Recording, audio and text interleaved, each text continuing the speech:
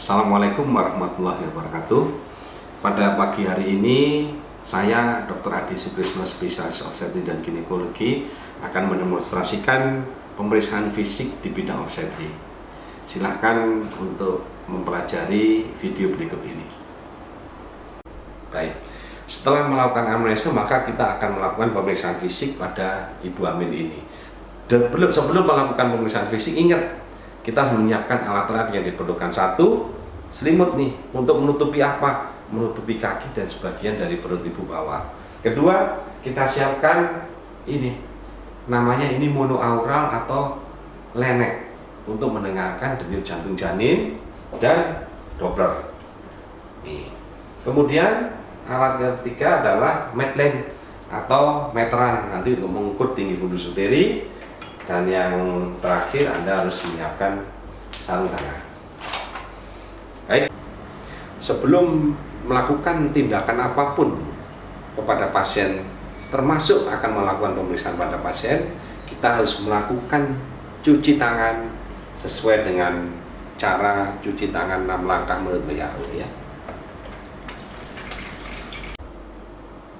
Setelah mempersiapkan alat-alat yang diperlukan, kemudian kita melakukan pemeriksaan fisik kepada pasien. Jangan lupa kita harus menyapa kembali dan memohon izin untuk melakukan pemeriksaan fisik. Baik Ibu, sekarang kita akan melakukan pemeriksaan pada kehamilan Ibu. Mohon maaf nanti kalau mungkin dirasa ada kurang nyaman sedikit, Ibu sampaikan ya. Baik, jadi langkah pertama kita akan melakukan pemeriksaan kepada tinggi fundus uteri dulu ya. Jadi kita buka selimut ini hanya sampai persis di atas simfisis. Jadi cukup untuk melakukan pemeriksaan di uterus, di abdomen. Jadi kita nggak perlu untuk terlalu luas membuka bagian-bagian tubuh yang tidak perlu. Langkah pertama kita akan melakukan pemeriksaan tinggi fundus uteri. Yang kita perlukan adalah medline. Ingat, pada saat memakai medline kita harus melihat titik nolnya. Kita pakai yang sentimeter. Di sini ada sentimeter, ada inch. Yang kita pakai adalah sentimeter. Tetapi kita tidak boleh melihat langsung di sentimeter. Yang ada di kita terlihat adalah yang inch. Ya. Jadi untuk apa? Untuk mengurangi unsur subjektif kita ngira-ngira, oh ini kira-kira 30 cm, tidak ya. Baik, titik nol kita mulai dari simfisis pubis. Jadi ini kita mulai. Ingat, yang kelihatan oleh kita adalah skala inch ya. Jadi bukan begini, tetapi begini. Kita mulai dari titik nol persis di atas simfisis, melewati garis tengah perut ibu sampai umbilikus.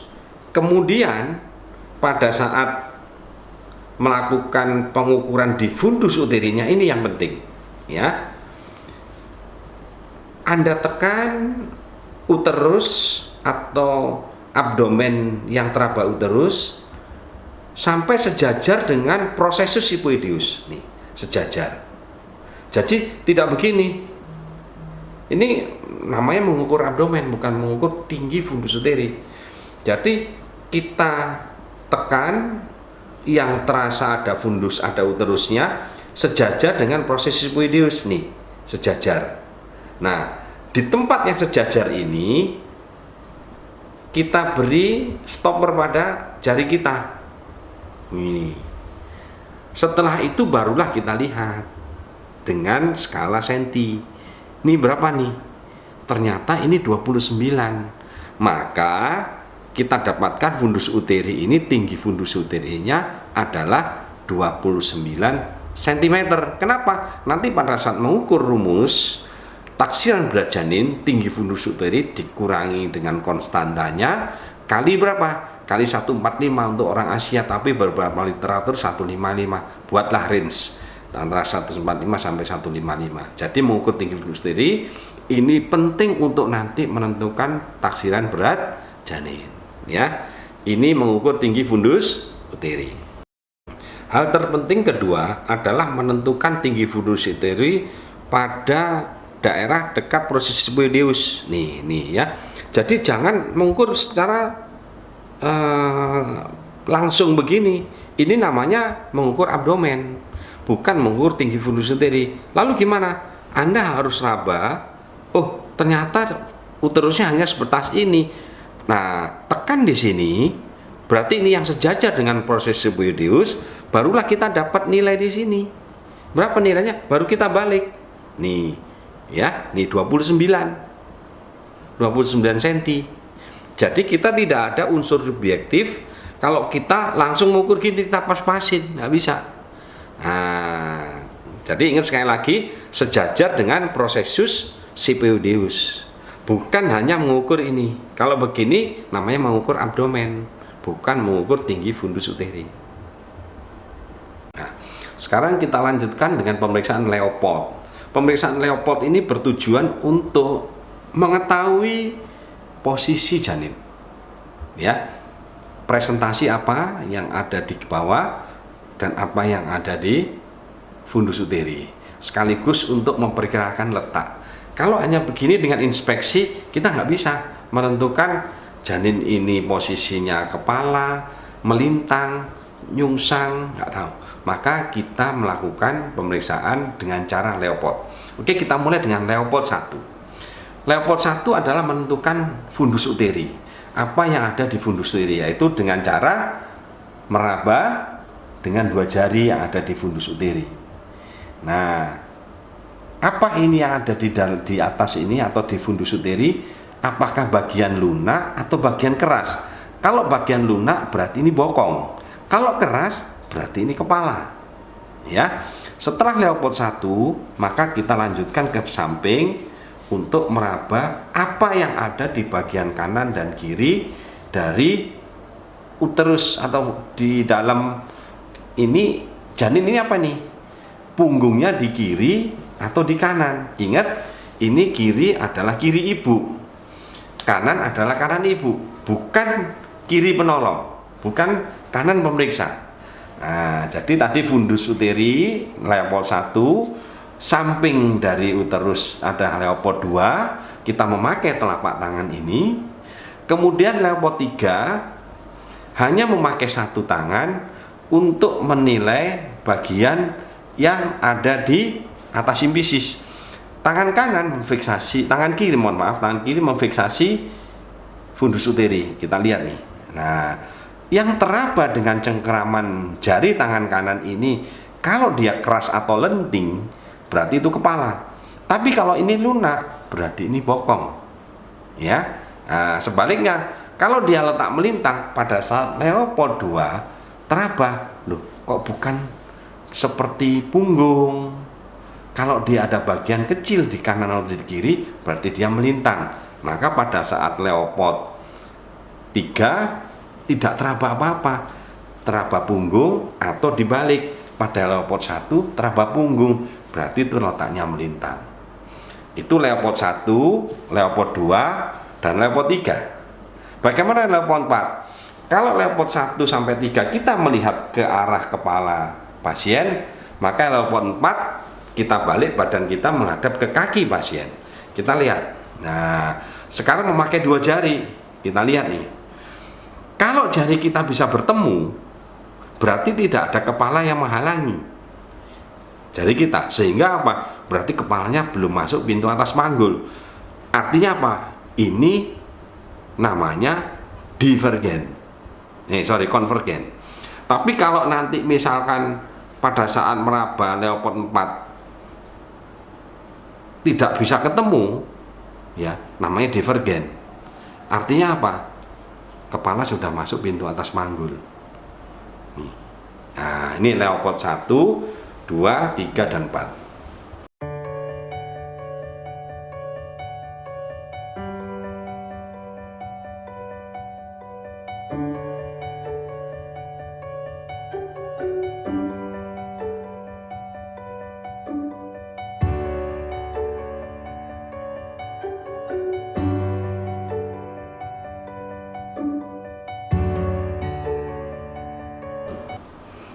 sekarang kita akan menilai penurunan dari bagian terendah.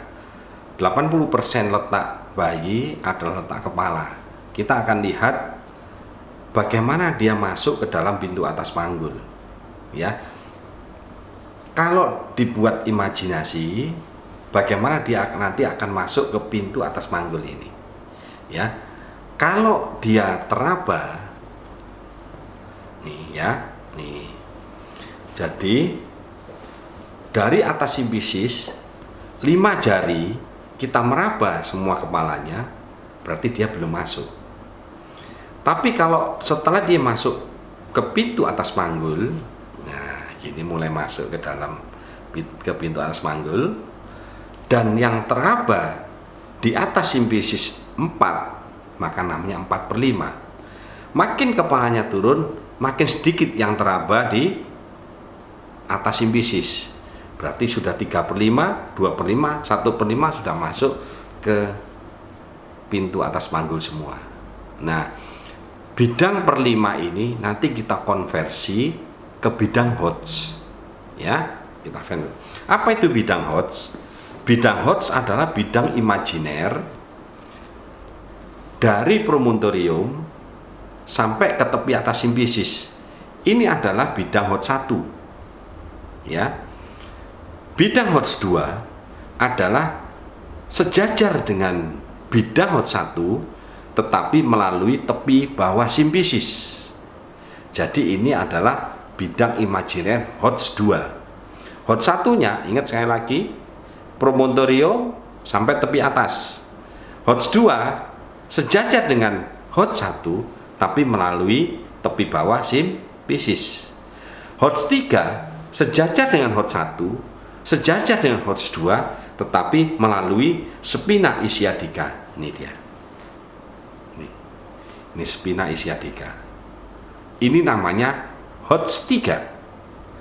Hodge 4 sejajar dengan Hodge 1, Hodge 2, Hodge 3, tetapi melalui os coccyges atau tulang ekor. Jadi ada Hodge 1, Hodge 2, Hodge 3, dan Hodge 4. Dia akan makin turun kepalanya. Jadi kalau dibuat gambaran seperti ini, nah gini ya, jadi ini dia turun di Hodge 1, turun di Hodge 2, turun di Hodge 3, dan ini sampai di Hodge 4. Ya, oke. Setelah menentukan posisi janin dengan Leopold, kemudian menentukan bagian terbawah sudah masuk pintu atas panggul atau belum, kita tadi menentukan pada Leopold 2 punggungnya ada di kiri ibu atau punggungnya ada di kiri ibu atau di kanan ibu. Kemudian kalau misalkan kepala ada di bawah, maka kalau kita akan mendengarkan denyut jantung janin, berarti dia di bawah pusat. Kalau dia letak sungsang, kepalanya ada di atas, maka mendengarkan denyut jantung ada di atas pusat. Mendengarkan denyut jantung ada 2. Kita pakai stetoskop monoaural atau Laennec, atau memakai alat Doppler. Kalau pakai alat Doppler, nah itu gampang. Ya, kita tinggal cari ini, dengerin, udah, nggak ada seninya. Tapi kita pakai Laennec, Anda harus latih ini dengan Laennec, Anda harus latih telinga Anda. Sekarang kita dengarkan denyut jantung janinnya. Ya, di mana kita anggap ini letak kepala. Ya, letak kepala, punggungnya ada di sebelah kanan. Berarti gini, kepala kanan. Berarti kita akan mendengarkan di sini. Ya, Laennec ditaruh di atas punktum maksimum. Nah, di sini ditaruh. Kita dengarkan pakai apa? Pakai telinga kanan. Ya. Oke. Kita fiksasi dengan telinga kanan. Ya. Kemudian tangan kiri kalau Anda memakai jam di tangan kanan, Anda lihat begini. Kalau Anda pakai jam di tangan kiri, maka Anda lihat watch-nya, tangan satunya untuk meraba nadi ibu. Ingat ya, tangan ini untuk meraba nadi ibu, ini untuk melihat, maka posisinya seperti ini.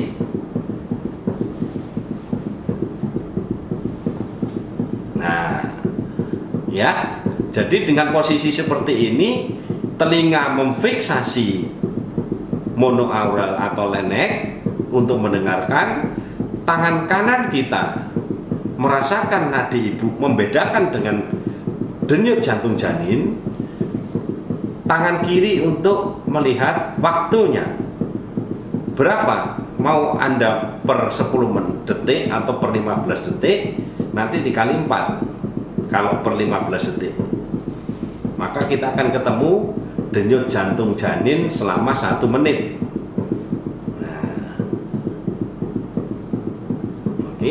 Nah, kalau seperti ini kurang lebih sekitar 145.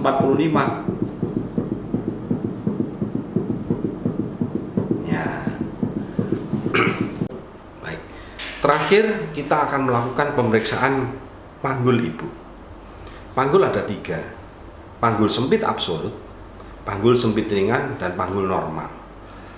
Melakukan pemeriksaan panggul ada 3. Kita pakai pelvimetri radiologi, kita pakai pemeriksaan ukuran panggul luar dengan jangka Martin, atau kita melakukan pemeriksaan dalam untuk mengukur ukuran panggul dalam. Yang paling akurat adalah dengan pelvimetri radiologis, tapi nggak mungkin kita melakukan pemeriksaan radiologis pada setiap wanita hamil.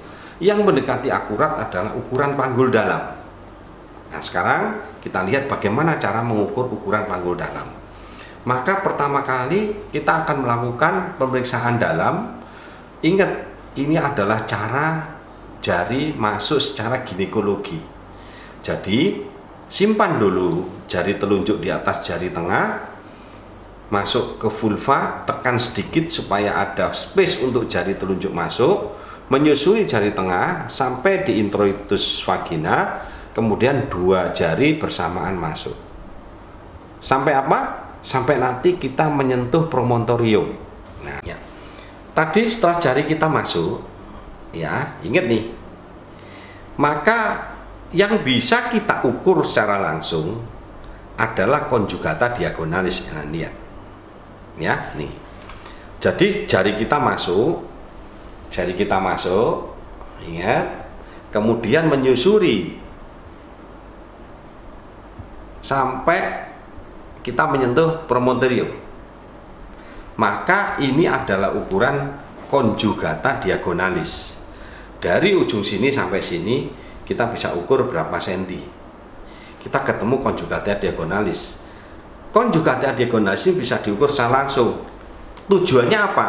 Untuk mencari conjugata vera dari tepi atas simpisis sampai promontorium, ini conjugata vera. Yang lebih penting adalah conjugata obstetri. Dari mana? Dari promontorium sampai tepi dalam simpisis. Nah, itu ada rumusnya. Jadi kalau kita sudah ketemu conjugata diagonalis, maka conjugata vera dikurangi conjugata diagonalis dikurangi 1,5. Conjugata vera dikurangi 0,5 cm, kita dapat conjugata obstetrika. Nah, ini adalah mengukur pintu atas panggul. Mengukur pintu atas panggul kedua adalah meraba linea innominata. Kalau kita bisa meraba linea innominata ini lebih dari 2/3, maka itu panggul sempit. Normalnya kita hanya bisa meraba kurang dari 1/3 di tiap sisi. Ya, nih. Jadi ukuran panggul atas, pintu atas panggul ada mengukur conjugata obstetrika dan linea innominata. Ukuran panggul tengah kita lihat dari mana? Dari sakrum dan spina ischiadica. Ini adalah spina ischiadica. Kalau sakrum ini cekung, kemudian spina ischiadica tidak menonjol, itu adalah ukuran panggul normal. Jadi kalau kita ukur sakrum cekung, spina ischiadica tidak menonjol, maka itu adalah ukuran panggul yang normal. Tapi kalau spina ischiadica menonjol atau sakrumnya tidak cekung, berarti ada kesempitan pada pintu tengah panggul. Yang terakhir adalah pintu bawah panggul. Pintu bawah panggul yang diukur adalah arcus pubis.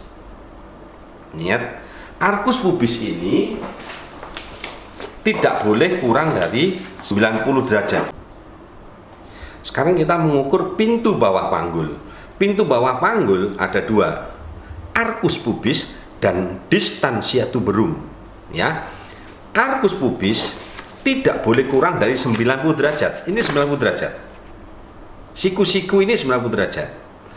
Kalau dia kurang dari 90 derajat, maka itu sempit. Jadi pada saat ngukur, kalau tadi kita begini, sekarang begini. Ya, kalau kurang dari 90 derajat, maka ada kesempitan pada pintu bawah panggul. Jadi yang benar arcus pubis harus lebih dari sama dengan 90 derajat. Yang terakhir pada pintu bawah panggul adalah distansia tuberum. Distansia tuberum ini kurang lebih adalah sekepalan orang dewasa, kurang lebih 10 cm. Nah, perkirakan. Dari mana kita memperkirakan arcus pubis, memperkirakan distansia tuberum? Pada saat posisi litotomi Anda raba di sini, persis di atas gluteus maximus ada penonjolan. Nah, ini adalah tuber os isii. Jarak kanan dan kiri tuber os isii kanan dan kiri namanya distansia tuberum. Jadi sebagai resume, pintu atas panggul kita lihat dari promontorium dan linea illuminata. Pintu tengah panggul dilihat dari arcus pubis dan spina ischiadica. Pintu bawah panggul dilihat dari arcus pubis dan distansia tuberum. Ya, oke. Baik, selesai melakukan pemeriksaan ini, jangan lupa kita harus cuci tangan kembali seperti pada saat awal tadi, dengan cuci tangan sesuai standar WHO 6 langkah tadi, ya. Baik. Demikian tadi video tentang pemeriksaan fisik di bidang obstetri. Ingat bahwa nanti pada saat melakukan pemeriksaan pada pasien sesungguhnya berbeda dengan manekin. Anda harus menjaga sopan santun dan pasti ada perbedaan perlakuan. Kalaupun ada kekurangan dan kesalahan, saya mohon maaf sebesar-besarnya. Billahi taufiq wal hidayah. Wassalamualaikum warahmatullahi wabarakatuh. Salam bela negara.